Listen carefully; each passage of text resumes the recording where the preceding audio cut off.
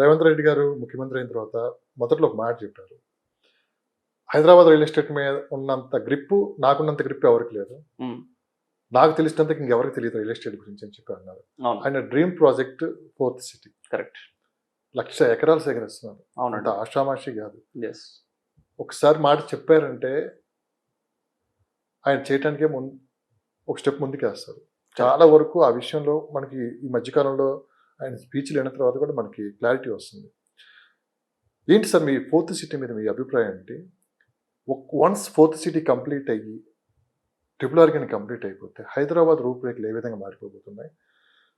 దూరం మరింత దగ్గర అవుతుంది ఇప్పుడున్న పరిస్థితుల్లో. ఒకప్పుడు మనం ఎయిర్పోర్ట్ అంటే అమ్మ ఎయిర్పోర్ట్ అనేవాళ్ళు. ఈరోజు 10 నిమిషాలు వెళ్ళి వస్తున్నాం. కారణం ఇన్ఫ్రాస్ట్రక్చర్ బాగా డెవలప్ అవ్వటం. ముందు రోడ్ల మీద దృష్టి పెడుతున్నారు. ఈ 2 గిన ప్రాజెక్టులు పూర్తయితే హైదరాబాద్ని ఏ విధంగా ఊహించుకోవచ్చు? లాస్ట్ ఏంటంటే ఇది RRR లోపు మీరు ఏదైతే ఉన్నారో RRR లోపల RRRకి ఓవరాల్కి మధ్యలో ఇన్వెస్ట్ చేసే వాళ్ళందరూ పరిస్థితి ఏ విధంగా మారిపోతుంది? సార్ సింపుల్గా చెప్పాలంటే గ్రోత్‌నైతే ఎవరు ఆపలేరు. ఇప్పుడు మీరు అన్నట్టుగా రేవంత్ రెడ్డి గారు ఫోర్త్ సిటీని తీసుకొస్తున్నారు. డ్రీమ్ ప్రాజెక్ట్ నిన్నాక మొన్న కూడా న్యూస్లో వచ్చింది. ఒక గ్లోబల్ ప్లేస్లో ఫోర్త్ సిటీ ఉండబోతుందని చెప్తున్నారు. సార్ ఒకప్పుడు సికింద్రాబాద్, హైదరాబాద్, సైబరాబాద్, ఇప్పుడు ఫోర్త్ సిటీ. రైట్ అండి. సో ఈ ఫోర్త్ సిటీ పేరు అంతగా హైప్ అవుతుంది కాబట్టి ఫోర్త్ సిటీ కనుక అద్భుతంగా రేవంత్ రెడ్డి గారు కనుక డెవలప్మెంట్ చేస్తే హైదరాబాద్ అసలు చరిత్రలో నిలబడుతుంది. చరిత్రలో ఉండిపోతుంది మొత్తం. అంటే టోటల్ వరల్డ్ వైజ్గా మాట్లాడుతున్నాను నేను. చరిత్రలో ఒక ఫోర్త్ సిటీ అనేది ఉండబోతుంది. అంతగా ఆయన ప్లాన్ ఆఫ్ యాక్షన్ ఉంది దానిపైన. దానికోసం ఆయన ఒక పేరు కూడా పెట్టున్నాడు. దానికోసం FCDA అని చెప్పి ఫ్యూచర్ సిటీ డెవలప్మెంట్ అథారిటీ, ఏదైతే HMDA ఎట్లయితే ఉంటుందో దానికి కూడా ఒక అథారిటీ బోర్డుని ఆయన ఏర్పరిచారు. సో డిఫరెంట్ రోడ్స్ ఇప్పుడు ఆల్రెడీ రావిర్యాల నుంచి ఆల్రెడీ ఒక గ్రీన్ ఫీల్డ్ రోడ్ వేసేస్తున్నారు ఆల్రెడీ. ఏది మన ఫోర్త్ సిటీ కోసం ఆల్రెడీ అక్కడ స్కిల్ యూనివర్సిటీ కూడా ఇవన్నీ కూడా డెవలప్మెంట్ ఆల్రెడీ స్టార్ట్ అయినాయి. పనులు కూడా స్టార్ట్ అయిపోతున్నాయి. సో అలాంటి సిచ్యువేషన్స్లో ఇప్పుడు దానికి తోడుగా RRR కూడా కనెక్ట్ అవుతుంది. అండ్ అప్ టు కందుకూరు వరకు కూడా మెట్రో కూడా మనకి వేస్తా అని చెప్పి మాట్లాడుతూ ఉన్నారు. మరి ఫ్యూచర్ సిటీ ఎంతగా డెవలప్మెంట్ అవుతుందో మీరు ఒకసారి ఆలోచించండి. సో అద్భుతమైన డెవలప్మెంట్ ఫ్యూచర్ సిటీ వైపు కూడా ఉండబోతుంది. ఎందుకంటే అది రేవంత్ రెడ్డి గారి ఆధ్వర్యంలో అది జరుగుతుంది కాబట్టి డెఫినెట్గా దానికి కూడా ఒక స్కోప్ ఉందని చెప్పడానికి ఎటువంటి డౌట్ లేదని నేను మాట్లాడతానండి. అందరూ ఫోర్త్ సిటీ అనేక అందరూ అటువైపే చూస్తున్నారు. అవునండి. ఒకటి బెంగళూరు హైవే, శ్రీశైలం హైవే. ఈ 2 కాకుండా ఇన్వెస్ట్ చేయడానికి ఎక్కడ మంచి ప్లేసులు లేవా? మంచి లొకేషన్ లేవా? ఎందుకు లేదు సార్?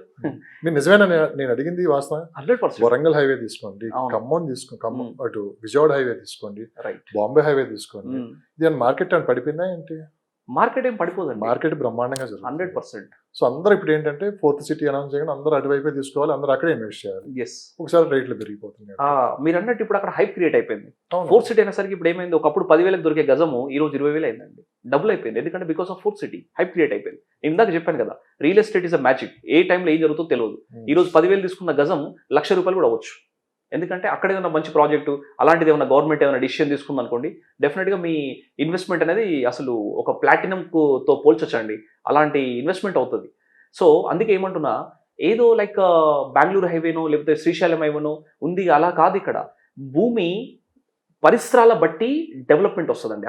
అప్రిషియేషన్ అనేది ఎంతసేపు హైప్ మీద రాదండి. అప్రిషియేషన్ అనేది ఇప్పుడు సపోజ్ ఒక పల్లెటూరు ఉందండి. పల్లెటూరులో మెయిన్ రోడ్డుకి ఒక రేట్ ఉంటుందండి. ఓకే, ఒక గుంటకి లెట్సే ఒక 10 లక్షలు ఉంటే అదే ఊర్లో లోపలికి వెళ్తే 5 లక్షలు కూడా గుంట దొరుకుతుందండి. అంటే మరి అది ఊరు అంతా ఒకటే కదండి. మరి అక్కడ మరి ఎందుకు 10 లక్షలకు అమ్మట్లేదు వాళ్ళు లోపల? మరి రోడ్డు మీద 10 లక్షలకు అమ్ముతున్నారంటే ఎప్పుడైనా సరే అది పరిసరాల మీద డిపెండ్ అయి ఉంటుంది. అక్కడ ఉన్న కనెక్షన్స్ ఏంటి, ఇన్ఫ్రాస్ట్రక్చర్ ఎట్లా డెవలప్మెంట్ అవుతుంది, పక్కన రెసిడెన్సెస్ ఎలా ఉన్నాయి, కమర్షియల్ జోన్స్ ఎలా ఉన్నాయి, కమర్షియల్ యాక్టివిటీస్ ఏం జరుగుతున్నాయి అక్కడ అనే దానిపైన రేట్ ఎప్పుడు డెవలప్ అవుతూ ఉంటుంది. కానీ ఏదో హైప్ క్రియేట్ అయిన వల్ల దాన్ని బట్టి రేట్స్ పెరగవు. ఇప్పుడు ముంబై హైవే ఉందండి. That is also one of the best highway. అక్కడ కూడా మీరు ఇన్వెస్ట్మెంట్ చేయండి, అద్భుతమైన రిటర్న్స్ మీకు వస్తాయి. వరంగల్ హైవే ఉంది. మామూలు ఎయిర్పోర్ట్ ఇచ్చారు మొన్న అనౌన్స్మెంట్ అయింది. ఓకే, ఇమీడియట్గా వర్క్ కూడా స్టార్ట్ చేద్దామని మాట్లాడుతూ ఉన్నారు. వరంగల్ కూడా చాలా ఎక్సలెంట్గా మారబోతుంది ఆ హైవే అనేది కూడా. ఎక్కడైనా సరే లొకాలిటీ బట్టి, డెవలప్మెంట్స్ బట్టి, ఆ సరౌండింగ్స్ బట్టి రేట్లు పెరుగుతాయండి. ఏదో జస్ట్ శ్రీశైలం హైవేలోనే రేటు పెరుగుతాయి అన్నది అది లేదు. ఎందుకంటే ఇప్పుడు లెట్సే ఒకప్పుడు హైదరాబాద్ గురించి మాట్లాడుతున్నాను సార్. కోకాపేట్ అండి. కోకాపేట్ ఒకప్పుడు ఏముండే, నథింగ్. ఈరోజు ఎంతగా డెవలప్మెంట్ అయిపోయింది. చాలా కోకాపేట్లో ఎకరం 100 కోట్లు అని చెప్పి మనం విన్నాం ఆల్రెడీ ఆప్షన్లో. నియోపోలిస్. కూకట్పల్లి ఏముందండి ఒకప్పుడు? కూకట్పల్లి ఏముంది, ఏం లేదు. జస్ట్ ఒక 1 వీక్ బ్యాక్ 2,80,000కి గజం అమ్మాడానండి. ఎక్కడ? కూకట్పల్లిలో. 2,80,000కి ఒక గజం అమ్మడం జరిగింది కూకట్పల్లిలో. మరి ఏముంది?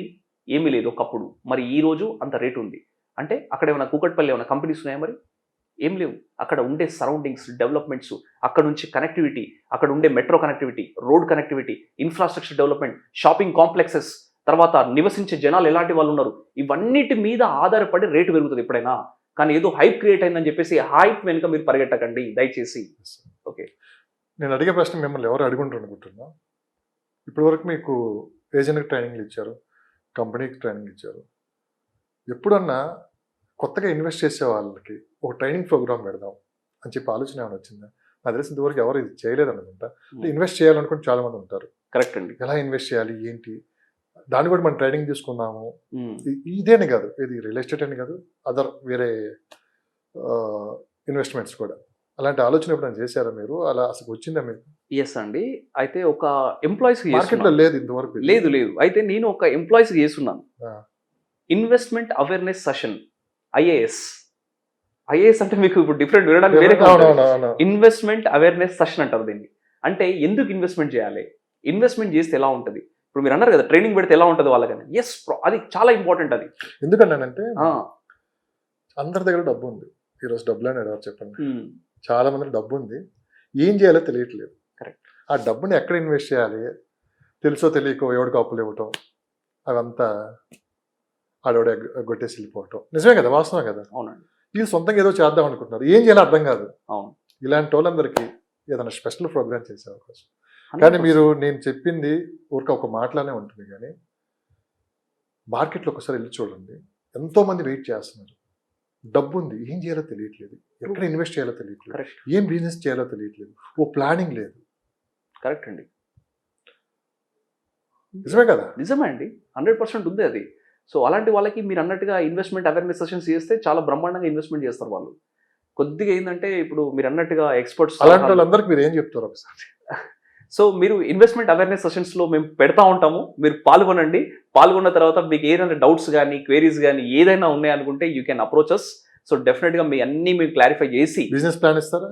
బిజినెస్ ప్లాన్ అన్నీ కూడా ఏదైనా సరే చేసి మేము ముందుకు నడిపిస్తాం. ఎందుకంటే నేను ఇప్పుడు బిజినెస్ కోచ్ కూడా ఉన్నానండి నేను. సో నేను ఎందుకంటే కంపెనీస్కి నేను మెంటరింగ్ చేస్తూ ఉంటాను. కంపెనీస్కి ఎలా వెళ్ళాలి అనే దాంట్లో నేను గైడెన్స్ ఇస్తూ ఉంటాను, డైరెక్షన్ ఇస్తూ ఉంటా, నర్చరింగ్ చేస్తూ ఉంటాను వాళ్ళని. సో అలాంటి వాళ్ళకి నేను ఒక బిజినెస్ ఐడియాతో రండి మీరు, లేదంటే బిజినెస్ ఐడియా తీసుకోండి, ఎలా చేస్తే బాగుంటుంది అనే దానిపైన డెఫినెట్గా మనం ముందుకెళ్ళొచ్చు. దాన్ని బట్టి లక్షల మంది ఉన్నారు సార్ వెయిట్ చేస్తున్నారు, తెలుసా మీకు? చాలా మంది ఉన్నారు. లక్షల మంది, చాలా మంది కాదు. ఎస్. డబ్బుండి ఏం చేయాలి అంటే బిజినెస్ చేయాలనుకుంటారు, ప్లానింగ్ లేదు, అవునండి, గైడ్లైన్స్ లేక స్టాప్ అయిపోయిన వాళ్ళు ఉన్నారు. నాకు చాలా మంది నాకు మాట్లాడుతుంటారు, నా దగ్గర ₹1,00,00,000 ఉన్నాయి, ఏం చేద్దాం, బిజినెస్ అని ఐడియా ఉండదు చెప్పు. మ్యాక్సిమం అంటే ఏం చెప్తారు, రెస్టారెంట్స్, ఈ చిన్న చిన్న బిజినెస్ చెప్తారు. ఇవి కాకుండా అంతకు మించి చాలా ఉన్నాయి, చాలా ఉంటాయి. చాలా మంది వెనుక పరిగెట్టేది మీరు అన్నట్టుగా ఫస్ట్ ఫుడ్ బిజినెస్ గుర్తొస్తుంది. అవును, ఈ మధ్యలో అంతేగా ఫుడ్ బిజినెస్ అని ఏం లేవా మార్కెట్ లో? చాలా ఉంటాయి సార్, ఎందుకు చాలా అవేర్నెస్ తీసుకున్నారు చాలా రకాల విషయంలో మటుకు. చాలా మంది కూడా వెయిట్ చేస్తున్నారు, మంచి గైడ్లైన్స్ ఇస్తే వాళ్ళు ఇన్వెస్ట్మెంట్ చేయడానికి రెడీగా ఉన్నారు. బట్ మంచి గైడ్లైన్స్ ఇవ్వటమే మన బాధ్యత. కరెక్ట్. దానికోసం మీరు ఏమైనా ప్రయత్నాలు మొదలు పెడితే ఖచ్చితంగా దాని మీద ఒక రోజు స్పెషల్ ప్రోగ్రామ్ చేద్దాం తప్పకుండా. సో ఇప్పటి వరకు మీరు చూసింది వేరు, నాకు తెలిసి మార్కెట్లో ఇంతవరకు లేదనుకుంటున్నాను. మరి నేను ఉందే, మీరు ఏమైనా చూసారా? ఏదండి ఇట్లా ఇన్వెస్ట్ చేసే వాళ్ళకి ఒక ట్రైనింగ్ ప్రోగ్రామ్ పెడితే ఎలా ఉంటుంది? అలాంటిది ఇప్పటివరకు అయితే లేదు. అంటే ఇప్పుడు కొంతమంది బిజినెస్ ఐడియాస్ తీసుకుంటున్నారు, కొంతమంది ఎక్స్పర్ట్స్ నుంచి తీసుకోవటం వేరు, ట్రైనింగ్ ఇవ్వడం వేరు. ట్రైనింగ్ పెట్టినారు. సో మనం పెట్టొచ్చు, మనకున్న బడ్జెట్ లో అసలు దీన్ని ఎలా ఒక డిజైన్ చేసి ఇవ్వటం అనేది వేరు.